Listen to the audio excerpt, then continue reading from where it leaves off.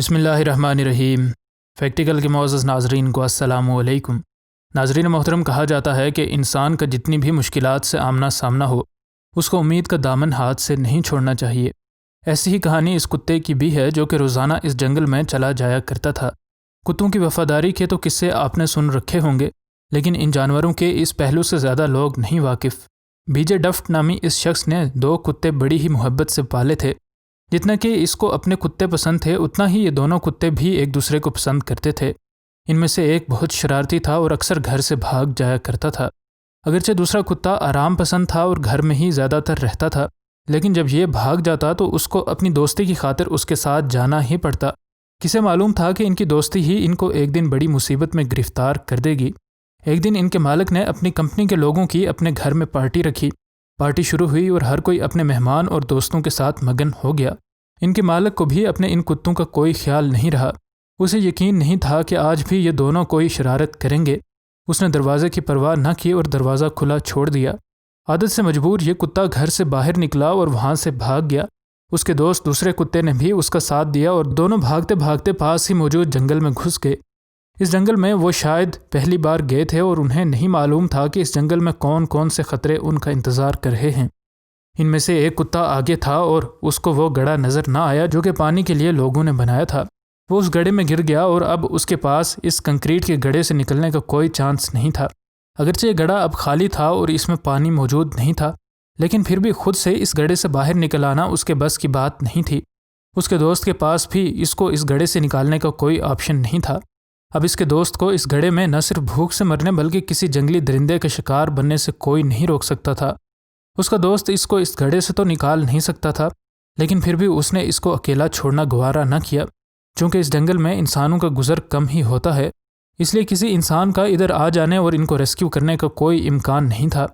ادھر ان کتوں کے مالک کو بھی پتہ چل چکا تھا کہ اس کے پالتو کتے جنہیں وہ اولاد کی طرح پالتا تھا گھر سے غائب ہیں، اور یوں اس نے ان کو ڈھونڈنا شروع کر دیا۔ اس نے ہر کسی سے ان کے بارے میں پوچھا، لیکن ہر کوئی پارٹی میں اس قدر مصروف ہو گیا تھا کہ کسی نے ان پر دھیان ہی نہ دیا۔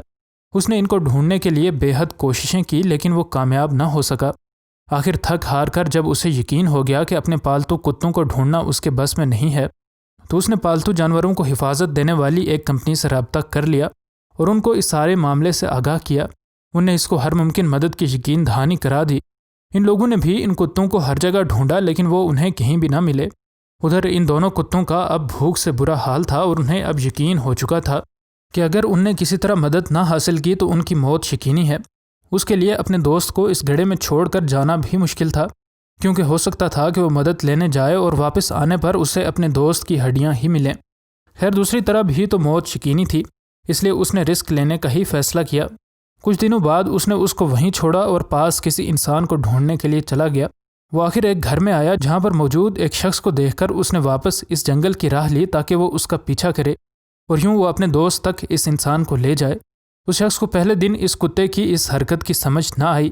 وہ اگلے کچھ دن تک اس تک جاتا رہا اور اس کو اپنے پیچھے لانے کی کوشش کرتا رہا، لیکن اس بے زبان جانور کی بات یہ شخص سمجھ نہ سکا۔ آخر اس شخص کو بھی شک ہو گیا کہ یقیناً کوئی نہ کوئی بات ضرور ہے جس وجہ سے یہ کتا روزانہ ایک ہی طرح کی حرکت کر رہا ہے۔ اس نے آخر پیٹ ریسکیو والوں کو کال کر دی اور انہیں بتایا کہ ایک ایسا کتا روزانہ میرے گھر کے پاس آتا ہے اور مجھے دیکھنے کے بعد جنگل کی طرف بھاگ جاتا ہے۔ اس نے اس کتے کا حلیہ بھی بتایا اور یہ بھی بتایا کہ وہ میرے بہت قریب نہیں آتا، لیکن مجھے شک ہے کہ یقیناً کوئی نہ کوئی بات ضرور ہے جو کہ یہ مجھے سمجھانا چاہ رہا ہے۔ شاید اس کتے کو ڈر ہوا ہو کہ کہیں یہ مجھے قید ہی نہ کر لے اور پھر میرے دوست کو اکیلے اس جنگل میں مرنا پڑے اور میں کچھ بھی نہ کر سکوں۔ اسی وجہ سے ہی وہ شاید دور سے ہی واپس مڑ جاتا ہوا ہوگا۔ جب اس شخص نے اس کتے کا حلیہ بتایا تو ان کو فوراً سمجھ آ گئی کہ یہ وہی ہے جس کے گم ہونے کی رپورٹ ایک دن پہلے ہمیں ملی تھی۔ وہ فوراً سے نکل پڑے کیونکہ انہیں اندازہ تھا کہ اتنے دن سے اگر یہ کتے گم ہیں تو یقیناً وہ بھوک سے مرنے کے قریب ہوں گے۔ آخر وہ اس شخص کے بتائے ہوئے پتے پر پہنچ گئے۔ ان کو پھر اس شخص نے اس گھاٹی کا راستہ بتایا جس طرف وہ کتا روزانہ بھاگ جایا کرتا تھا۔ وہ اس راستے پر گئے اور ساتھ ساتھ اس کتے کا نام بھی بلاتے گئے۔ تھوڑی ہی دور انہیں اپنی آوازوں کا جواب مل گیا۔ اس کتے نے اپنا نام سن کر بھونکنا شروع کر دیا۔ اب یہ لوگ اس آواز کی سمت چل پڑے اور آگے جا کر ان نے جو دیکھا اس کو دیکھ کر انہیں اپنی آنکھوں پر یقین نہیں آیا ہوگا۔ ان کو یہ کتا اس کنکریٹ کے گڑھے کے پاس سر جھکائے بیٹھا نظر آیا۔ تب انہیں شک ہوا کہ کہیں اس کے دوست کے ساتھ کچھ برا تو نہیں ہو گیا۔ انہیں بعد میں بتایا کہ اس وقت ہم نے جتنی ہو سکتی تھیں دعائیں کیں۔ جب ہم اس گڑھے تک پہنچے تو اندر ہم نے اس کا دوست ایک پتھر پر سر رکھے پڑا دیکھا۔ ہمیں یہ بات سمجھنے میں زیادہ دیر نہ لگی کہ یہ زندہ ہے اور بھوک کی وجہ سے اتنا نڈھال ہو چکا ہے کہ اس کے لیے سر اٹھانا بھی محال ہے۔ خیر ہم نے ان دونوں کو ریسکیو کر لیا اور ان کے مالک کو اطلاع دے دی۔ جب یہ کتے اپنے مالک سے ملے ہوں گے اور جب ان کے مالک نے اتنے دنوں کے بعد اپنے پالتو کتوں کو دیکھا ہوگا تب ان کے کیا جذبات ہوئے ہوں گے، یہ بات الفاظ میں بیان کرنا مشکل ہے۔ مزید نئی ویڈیوز کے لیے ہمارے چینل کو سبسکرائب کر لیں۔ انشاءاللہ ملتے ہیں اگلی ویڈیو میں۔ فی امان اللہ۔